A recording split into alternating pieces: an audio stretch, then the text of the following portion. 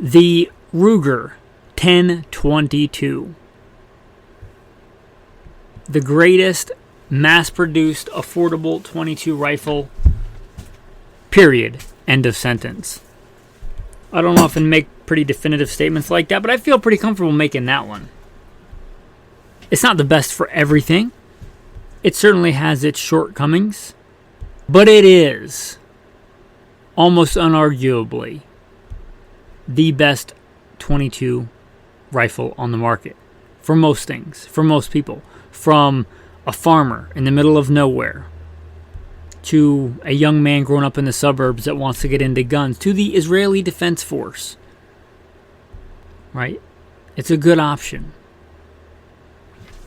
for its intended purpose.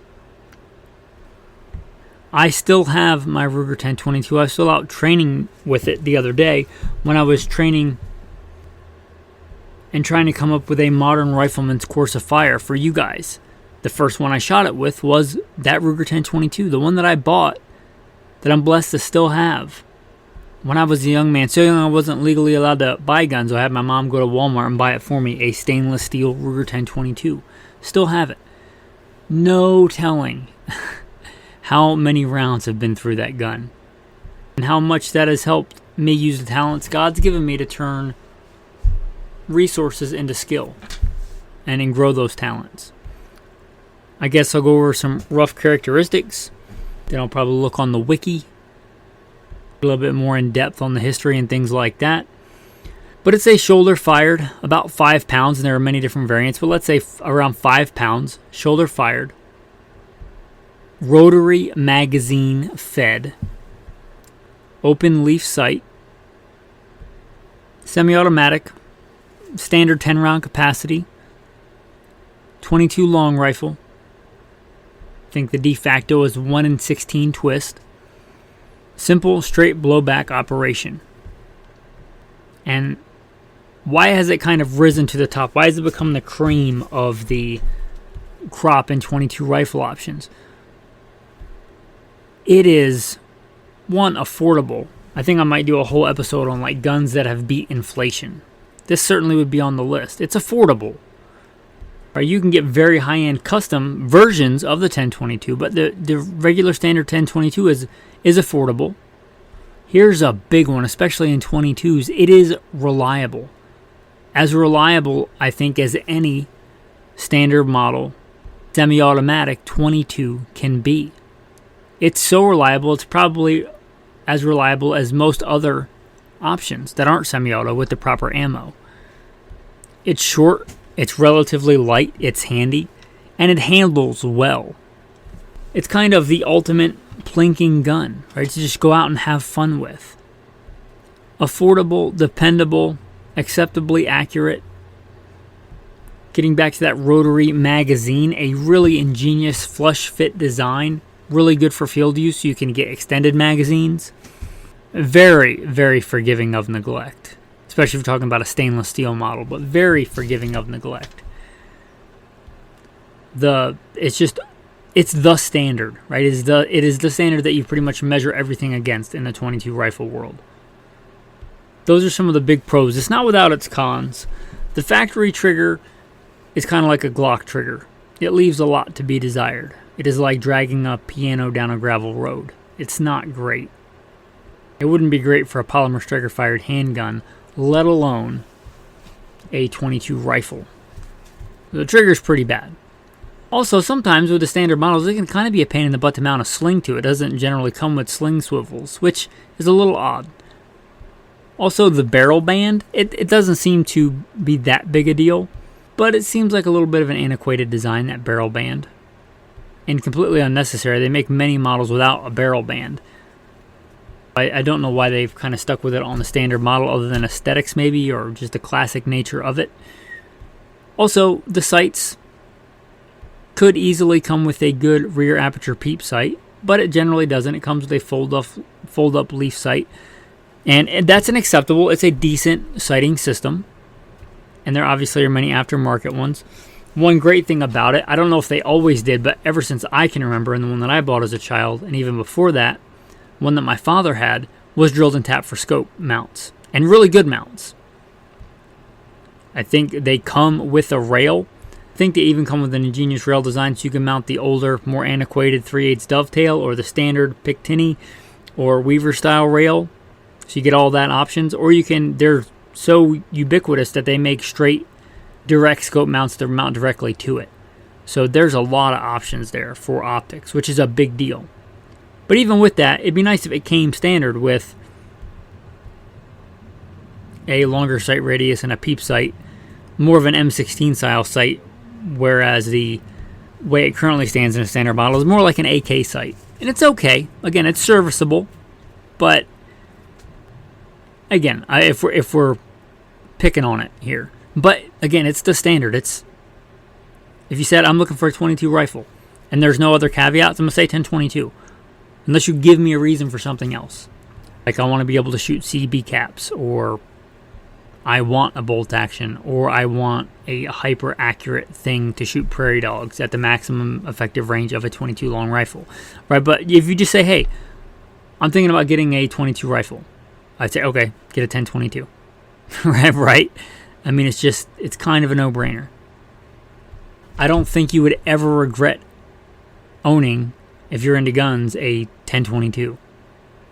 If you decided you want something different later, I don't think you would regret having a 10/22.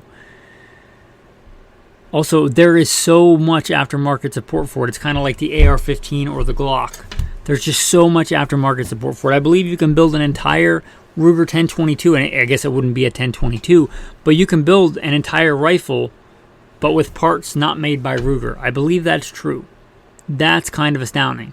Barrels, sights, mounts, triggers, even receivers.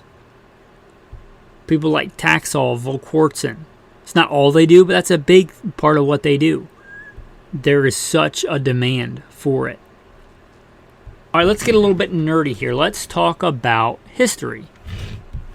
Give credit where credit is due. This is from Wikipedia. Ruger 10/22 is a series of semi-automatic rifles produced by American firearms manufacturer Sturm Ruger & Co. Chambered for 22 long rifle, rimfire cartridge. It uses a patented 10-round rotary magazine. Though higher capacity box magazines are also available. The standard carbine version of the Ruger 10/22 has been in production continuously since 1964, making it one of the most successful rimfire rifle designs in history, with numerous third-party manufacturers making parts and accessories for upgrading and customization. Oh, and it actually says what I just said. The 10/22's aftermarket is also so prolific that a complete 10/22 can be built without using any Ruger-made components. It says number built over 7 million, and that's as of 2015, right? Some specs here, and I'm assuming this is for the standard model. Mass 5 pounds, length 37 inches, barrel length 18.5 inches. I would have thought it was 16 inches, but 18.5 inches. And under military uses, it does list Israel. Now I'm going to switch gears to Ruger, but before I do, there are three, I guess, big variants. The standard model, which is generally going to be wood stocked and blued steel, and then the stainless model, and then the takedown. These are your big ones, I think. And they've kind of stood the test of time. Obviously, there's been many that have come and gone, and there have been many like distributor exclusive models and limited runs, anniversary models, things like that. But as of now on the Ruger website, they list that original carbine, the takedown light, the target, the compact, the tactical, the sporter, and the competition. Now this wasn't listed on either one, but a little bit from what I know in my experience with them, the early models were a metal receiver, and I don't know if they were alloy or if they were steel.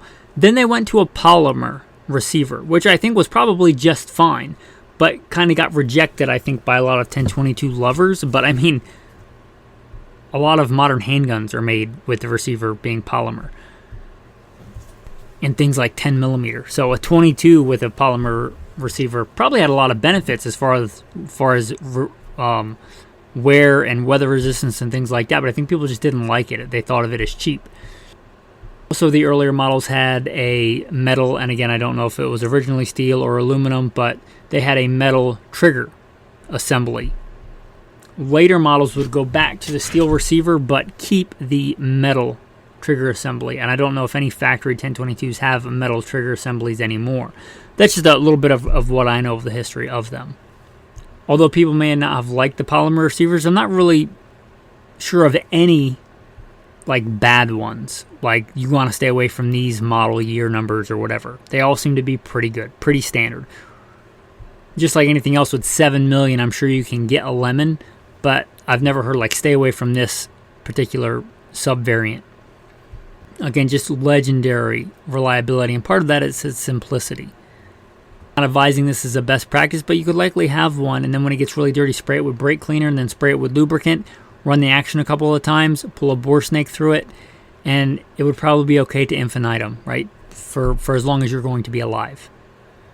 Just very forgiving of neglect and low maintenance, and just is a workhorse for a 22 rifle. That standard rotary magazine is my favorite. For the 1022 magazine, they make other models. Unless you want or need higher capacity, I would rather have a couple of the standard 10 round rotary magazines than one higher capacity magazine. In my experience, they're just the most dependable, most reliable. Even compared to the factory like 25 round magazines that Ruger makes, I still think the 10 round rotary magazine is a better design. The original design, it's great. And unless there's some application where I really need or want more than 10 rounds, I prefer the original magazine. Also, a little tip, if you're teaching a new shooter or you just want to be more disciplined yourself, they make single round magazines. So you can load a single round, hand it to the shooter, or leave them with the 1 round magazine. So that's kind of a tip if you are training new shooters. Normally I would say, like, what are they great for? But again, these are the standard. So if you say, I'm looking for a 22 rifle, I'm going to say 1022. And that's going to be the default unless you give me a specific thing. Like, I want to shoot 22 shorts with repeatable firepower. It's not going to be 1022. They do make custom kits where you can do that, but that would probably move it out of the realm. You said I want the most beautiful, most elegant, most refined 22. It would probably be either one of the Brownings or one of the CZs, right? But just for most applications, you're like, I want a 22 rifle. I'm going to say the 1022. So what's it great for? Pretty much the vast majority of things you would want a 22 rifle for. Again, it is the default. And that is a pretty ringing endorsement there. You have to look for a reason, like a niche application, why you wouldn't pick the 1022, I think. It is a fantastic, legendary gun. I'm not going to draw this out. Normally I give tactical tips. I'm just going to give a couple of quick thoughts on my experience with the 1022. You get one, honestly, if you just want a 22 rifle to have one, and it's not really going to be one of your core battery of firearms, then it's fine. But I would almost budget in an aftermarket trigger. If you're good at DIY stuff, like you change your own brakes, probably about that level of complexity. The Volquartsen kit is an awesome trigger upgrade for not a lot of money. Just they make a couple of components you switch out, makes the trigger, doesn't make it great, but it goes from atrocious to good. Ruger also makes a complete drop-in, so if you're not mechanically inclined, they make a whole drop-in trigger. So before I even worried about optics, before I worried about any of that, before I worried about magnification, I would get a better trigger. My other advice is, if you're going to use it for any kind of hunting, any kind of outdoor activity, and you live anywhere other than like the Mojave or the Sonoran Desert or similar climate, go stainless. If you can go stainless, always go stainless.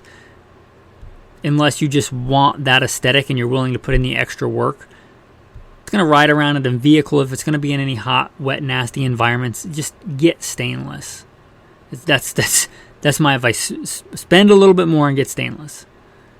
Again, unless you just want the blued steel. I don't know why you would get the steel. Wood, I mean, stainless and wood is beautiful too if you can find one of those, but especially the stainless. That's one thing Ruger does really well. They make a lot of their models in stainless, and I applaud them for that. As somebody that uses guns hard, and hunts hard, it was raining today. I was out hunting. The last time I went hunting, before that it was raining. And the time before that, I think. When I got my last deer, it was raining. Obviously, I didn't get my deer with I shouldn't say obviously, probably plenty of deer have been shot with the Ruger 1022, but I shot my deer, ironically thinking about that, with a stainless Ruger, but not a 22. But anyway, if you can get stainless. And if you're looking for a great survival option, I'd honestly recommend the Takedown. When I first got mine, and this is one of the guns, sadly, that got stolen if you're a regular listener, but one of the anniversary editions too, stainless anniversary edition, had some special upgrades, including a really nice trigger. Anyway, when I got the Takedown, I was a little bit skeptical, but I would say it was as accurate or more accurate than my regular stainless 1022. So if you think it might not be accurate, I think they're probably just about as accurate. You're dealing with a low pressure cartridge, you're dealing with a straight blowback. Chamber is in the barrel, so maybe there are some that are not as accurate, but in my experience with mine and with other people's I know that have had them, I've never had any complaints about the accuracy being less than the standard 1022. If you have really no reason to take it down, then it's going to be simpler to just get a regular model. But if you're looking for something for a backpack or for an urban environment or for stowing it somewhere that doesn't look like a rifle, not for any nefarious reason, but just maybe you don't want your neighbors to know that you went to the shooting range, you live in a people hive, the suburbs, anything like that, that 1022 Takedown is a great idea. Okay, with that, let's roll into the tactical verse of the day, and then we'll call it a wrap. Serve God acceptably with reverence and godly fear, for our God is a consuming fire. A consuming fire. Not something that you think about, it shouldn't be something you think about once a week when you go to church, or when you really get in trouble, you try and pull out a get out of jail free card. On fire. Our God is a consuming fire. That is the prime directive in life. Who cares how many guns you have? How great at pulling a trigger you are? There's nothing wrong with that, but that should not be the main focus of your life or my life. The main focus should be God, and loving God and loving our neighbor in the way that He tells us to love Him and love our neighbor. A consuming fire. Thanks. Have a blessed day.